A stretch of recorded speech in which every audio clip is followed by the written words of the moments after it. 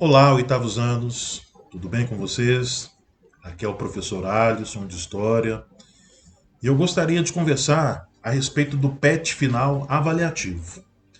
Até esse momento, todos os PETs, então aí dos números 1 ao 7, mais o PET 300 anos, eles são para contabilizar a sua carga horária, sua presença.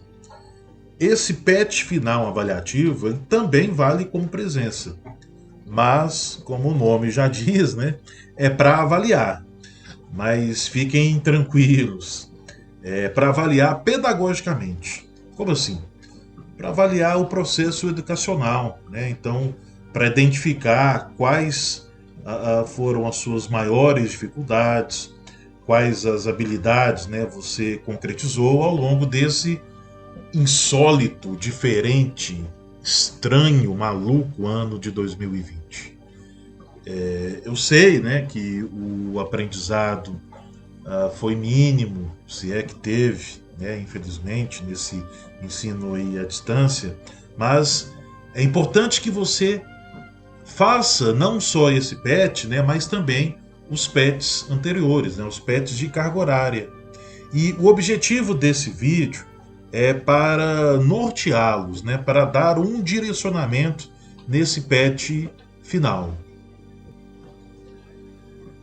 São 6 questões, né, em todas as matérias, tá?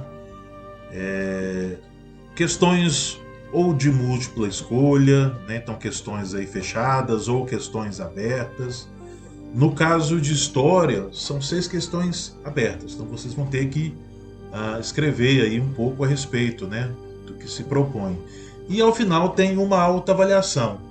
Sobre ela eu vou falar, né, mais para frente. Vocês têm um tempo razoável, tá, para realizar essas atividades. Esse vídeo e os links que eu estou postando para quem quiser adiantar esse PET avaliativo. É importante que quem ainda não finalizou os PETs 1 ao 7, o PET 300, que dê prioridade a esses, tá, de carga horária. Mas assim que terminar, você inicia esse aqui. E para aqueles que já estão em dia, né? E se quiserem já iniciar para adiantar, para ficar, né? Ir para as férias de vez, né? Sem problema, tá? Mas vocês têm até o dia 14 de janeiro para estar realizando essas atividades. Então tem um prazo aí legal. Então eu gostaria de fazer a leitura, né? Para fazer esse direcionamento aí das questões. Questão número 1 é o seguinte: ciente que o iluminismo foi um movimento intelectual, cultural, surgido na França do século XVIII, anos 1700, que criticava as instituições sociais e políticas da sociedade do antigo regime, e defendendo o uso da razão na aplicação das leis, a liberdade econômica e o antropocentrismo, explique de que forma suas teorias entrariam em confronto com o absolutismo monárquico e o poder da Igreja Católica. Essa é uma imagem, uma pintura do rei Luís XIV da França, né?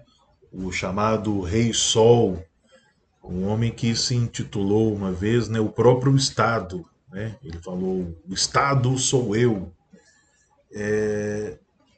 Então, a monarquia, os reis dentro, né, dessas nações europeias, eles tinham poderes absolutos.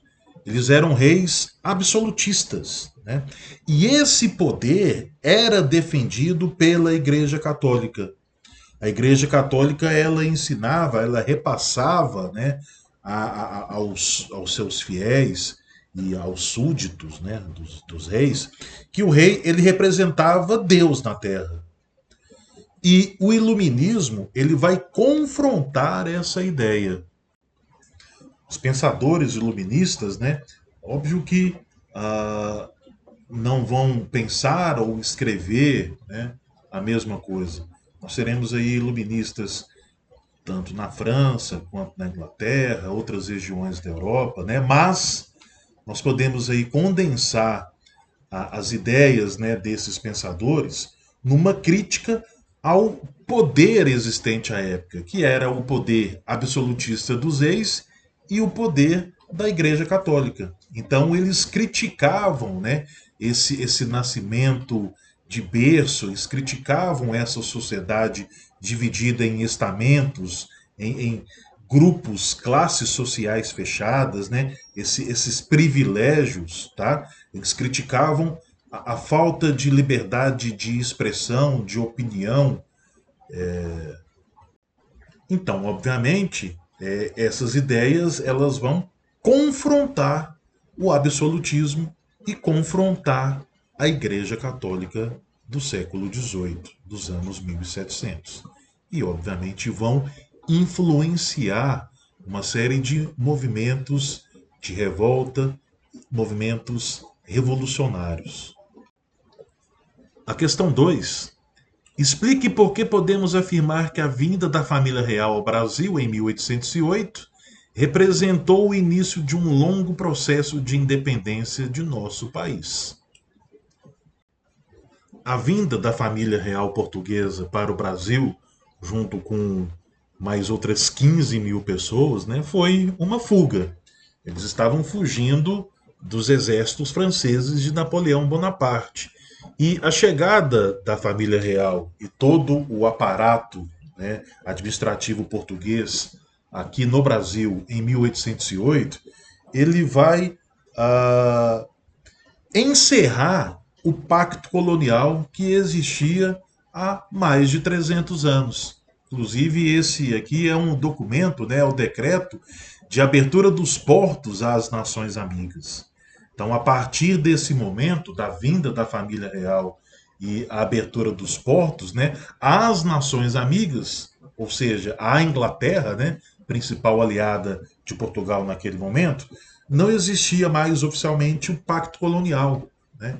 Então, não só navios portugueses poderiam atracar no litoral brasileiro, a Portugal deixa de ter esse monopólio comercial dentro do Brasil. E, obviamente, esse ato ele é apenas um dos primeiros atos, né, que vão dar uma certa autonomia à colônia brasileira, que aos poucos deixa de ser colônia. Né?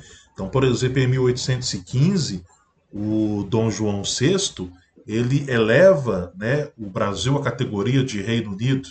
Então, desde 1815, o Brasil ele já não é mais colônia, ele é pertencente ao Reino Unido de Portugal. Inclusive, o Rio de Janeiro ele passa a ser a capital do Império Português, né?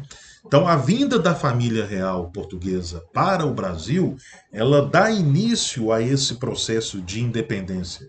O 7 de setembro de 1822 é só a culminância, né, de um processo que se iniciou vários anos antes, né, em 1808. Questão 3. Após a Guerra Civil Americana, né, acontecida entre 1860 e 1865, os Estados Unidos da América consolidou-se como a maior potência econômica e militar no continente americano. Explique quais doutrinas e emendas políticas foram criadas para justificar o processo de imperialismo norte-americano sobre os demais povos da América Latina a partir do século XIX, né, dos anos 1800. Nós podemos destacar a chamada doutrina Monroe, né, surgida algumas décadas aí, no começo, na verdade, do século XX, né, a partir de 1825, é uma fala do presidente James Monroe, né, que ele diz o seguinte: a América para os americanos. Nós temos aí uma interpretação dúbia, né? A América para os americanos, então o continente americano para os habitantes do continente americano, ou a América, o continente, para a América, como eles se intitulam. Né? Porque é estranho. No mundo inteiro, quando se faz a referência à América, as pessoas não pensam no continente, pensam num país, Estados Unidos. né? Muita gente até fala os americanos, né? Ou os norte-americanos. Norte-americano também tem Canadá, também tem mexicano. Americanos somos todos nós, né? Mas essa doutrina Monroe, né? A América para os americanos, nós podemos interpretar aí também, né? Podemos interpretar dessa maneira, de que os estadunidenses, os habitantes dos Estados Unidos da América, estavam dando um recado para os países europeus. Saiam fora. A partir de agora, quem vai mandar no continente somos nós. Né? A América para os americanos. No caso, os americanos, só eles, né? Infelizmente. Temos aí também uma outra medida, né? A chamada Emenda Platt, autorizada aí no comecinho do século XX, né? 1901, que é a Cuba como uma base militar dos Estados Unidos da América, né? Cuba fica a poucos quilômetros ali do estado da Flórida, né? Então, era considerada ali pelos estadunidenses, né? Pelos Estados Unidos da América, como o próprio quintal do país, né? Então, a, até hoje, nós temos aí essa divergência entre Estados Unidos e Cuba, obviamente, por conta também da Revolução Cubana, isso aí já lá na segunda metade do século XX, mas essa rixa, essa briga e esse desejo de controle de Cuba pelos Estados Unidos é bastante antigo. Né? Cuba foi uma colônia da Espanha e em 1898 a Espanha entrou em guerra com os Estados Unidos, a Espanha perdeu, então Cuba entra aí nos braços, digamos assim, dos Estados Unidos, né? Que tentam a transformar Cuba num protetorado, né? Se não num estado, né? Dos Estados Unidos da América, mas um protetorado. Então eles querem, sempre tiveram esse desejo de dominar o território, né? Principalmente militarmente, mas também economicamente. E por fim, nós temos aí também uma outra política, né? A política do Big Stick, que traduzindo é a política do grande porrete, né? Então aí na verdade, é a ameaça dos Estados Unidos, uma ameaça de invasão militar sobre os países da América Latina, principalmente, né, a região ali do Caribe e América Central. Então, durante aí o século XIX, e isso vai continuar durante, né, ao longo do século XX, os Estados Unidos eles vão se considerar aí como donos, né, desses países. Então, eles não vão deixar ter nenhum tipo de autonomia. Todas as vezes que um governo, aos olhos dos Estados Unidos, é um governo independente, então eles invadem, né, ou invadiam militarmente. Então, em resumo, né, nós temos aí essa política, né, da doutrina Monroe, nós temos a emenda Platt e nós temos aí também a doutrina do Big Stick, o grande porrete. Corretada. Questão 4. Qual o impacto da vinda de imigrantes europeus para trabalharem nas grandes fazendas brasileiras para a formação de uma identidade nacional? Né? A identidade nacional brasileira, ela vai ser construída ao longo do século XIX.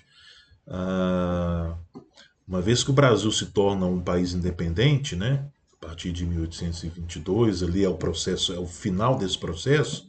Então surge o Estado, mas e a nação brasileira? Quem são os brasileiros, né? O que é ser brasileiro? Então, isso vai ser construído ao longo do século XIX e também com o século XX, principalmente a partir ali de 1850, né? Uma iniciativa privada, mas também feita pelo Estado Imperial, para a chegada de imigrantes europeus, trabalhadores pobres na sua maioria, vindos da Espanha, da Itália, né? Também de regiões onde hoje é a Alemanha, da Suíça, Portugal também, óbvio, para trabalhar nas fazendas, nas lavouras, principalmente lavouras de café aqui pelo Brasil. Em 1850, né, a Lei Eusébio de Queiroz, ela põe fim ao tráfico internacional de escravos. Então era sabido que em um determinado momento a escravidão ela iria acabar. Mas o que foi pensado então? Uma substituição dessa mão de obra, mesmo que bem lenta, do trabalhador negro pelo trabalhador branco, mesmo pobre. No século XIX, nos 1800, né, também surgiram uma série de teorias raciais. Essas teorias aí surgiram dentro da Europa e, infelizmente, elas chegam aqui ao Brasil, né, estipulando que existiam raças humanas e que havia uma hierarquia, uma raça superior à outra. Qual seria a raça superior a todas as outras? Seria a raça branca, na visão desses pseudocientistas, né? Então você tinha lá os brancos, logo abaixo, né, os orientais, os amarelos, os indígenas e lá na base os africanos, os negros, né? Então, para esses racistas, a desigualdade ela poderia ser explicada por uma questão biológica, né? E não mais uma questão simplesmente histórica, né? Ou sociológica. Mas por que eu estou falando isso aí tudo, né? Porque para vocês entenderem que nesse momento aí ah, de formação de uma identidade nacional, ao mesmo tempo em que o governo brasileiro, né, ele tenta fazer um branqueamento da população, uma miscigenação da população, para que em algumas gerações nós tenhamos pessoas cada vez mais brancas, porque o governo colocava, né, nessas teorias racistas de que o problema não era a falta de investimentos em políticas sociais, mas sim o próprio brasileiro, o próprio mestiço, o próprio negro. Então vamos branquear a população.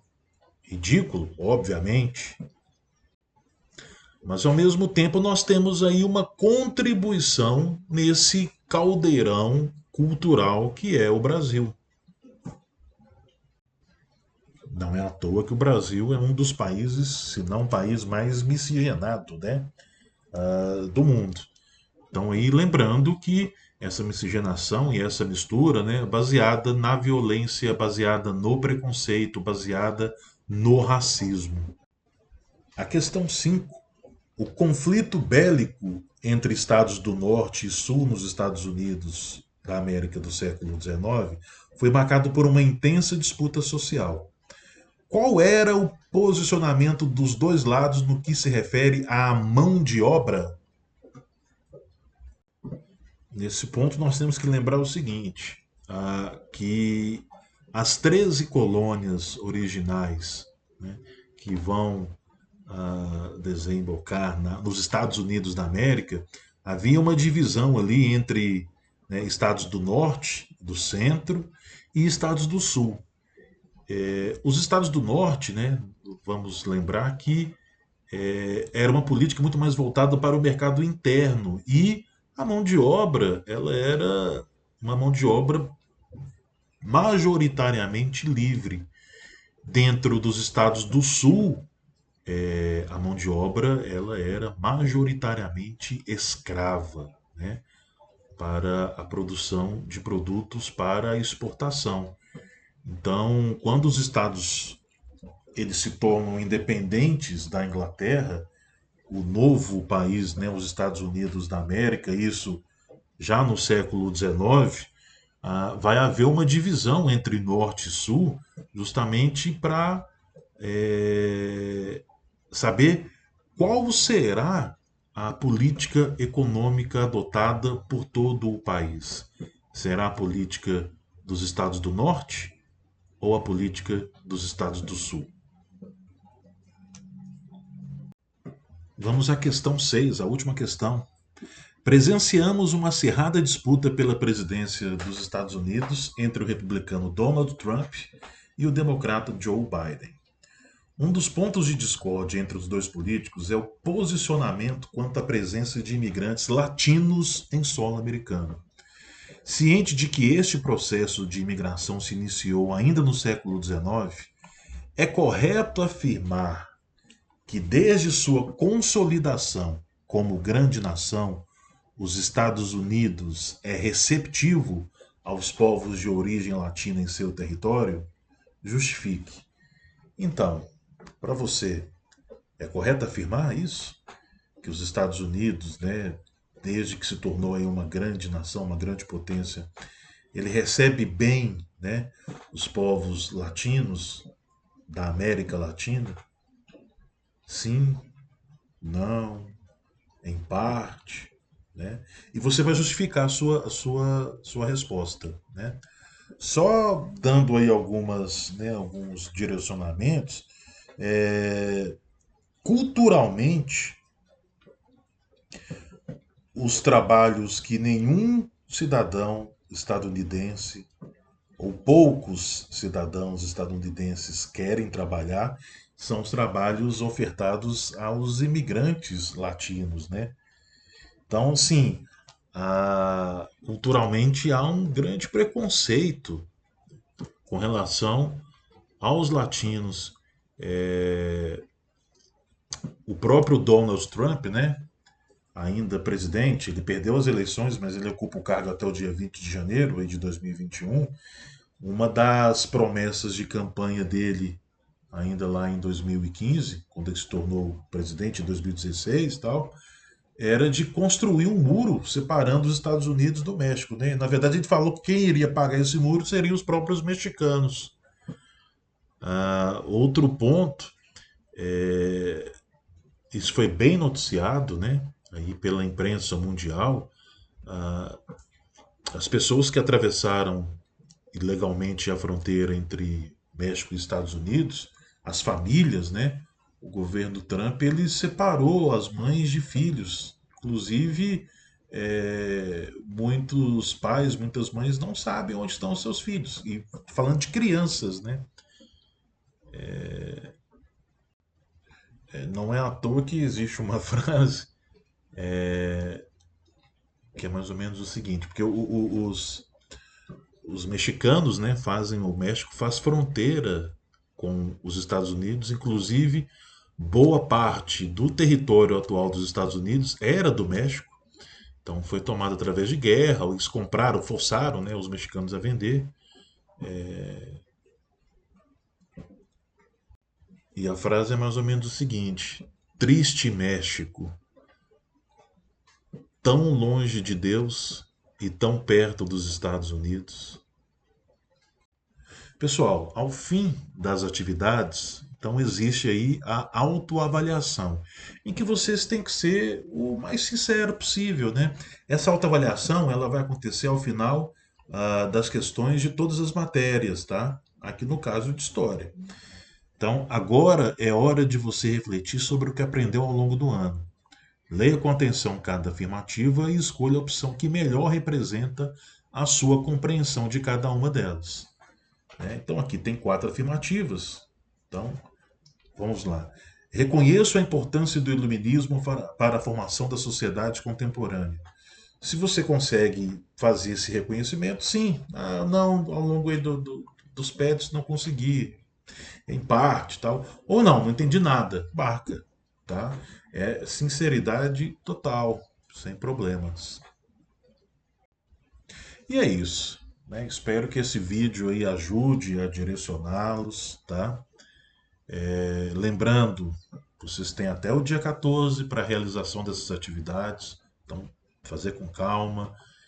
Quaisquer dúvidas, né, procurar dentro do grupo ou então em particular no WhatsApp, sem problema algum, tá bom? E é isso, pessoal. Aquele abraço.